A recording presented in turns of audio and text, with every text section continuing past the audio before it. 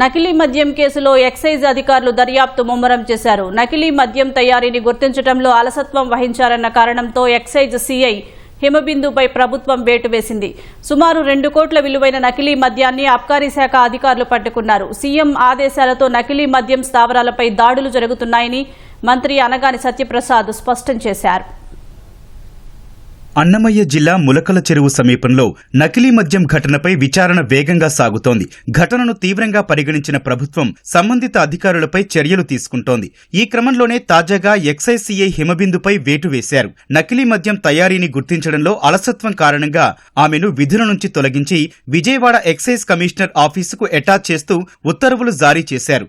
Lakkireddipalle excise CI Kishore కు ములకల చెరువు excise సీఐగా అదనపు బాధ్యతలు అప్పగించారు.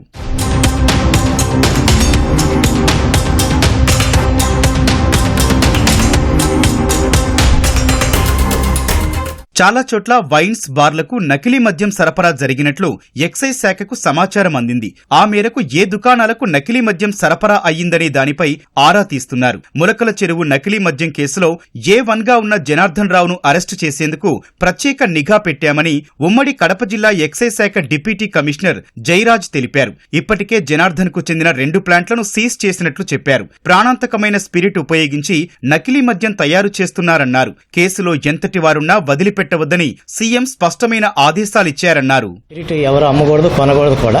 ఈ స్పిరిట్ కోసం అతను ఎక్కడి నుంచి తీసుకొచ్చాడని వివరాలు తెలిసిన తర్వాత ఆ అమ్మిన వ్యక్తి కూడా నేరస్తుడు అవుతాడు. సో అతను కూడా నేరంలో భాగంగా చేస్తాడు. జనార్దన్ రావు అసలు ఆ స్పిరిట్ ఎక్కడి నుంచి తీసుకొచ్చాడో చెప్పిన తర్వాత మాత్రమే అది ఎలాంటి స్పిరిట్ అని తెలుస్తుంది. మేమైతే దాన్ని శాంపిల్స్ తీసాము. అది కెమికల్ ల్యాబ్కి పంపించి ఆ ల్యాబ్ నుంచి వచ్చిన తర్వాత అది ఏ రకమైన తెలుస్తుంది. దీని మొత్తం విలువ 1.75 crores అండి. స్పిరిట్ క్యాన్స్ దొరికినాయి. దాంట్లో స్పిరిట్ 1050 లీటర్లు దొరికింది. అలాగే మద్యం తయారీకి రెడీగా ఉన్న లిక్విడ్ కొంత దొరికింది. అలాగే తయారు చేసిన బాటిల్స్ అంటే Kerala malt, ఓఏబి, Bengaluru malt whisky 3 దొరికినాయి. మెషినరీ కూడా దొరికింది. దాంట్లో ఏంటంటే వాటర్ ప్యూరిఫైయింగ్ ప్లాంట్ ఒకటి దొరికింది. అలాగే మిక్సింగ్ ప్లాంట్ ఒకటి దొరికింది.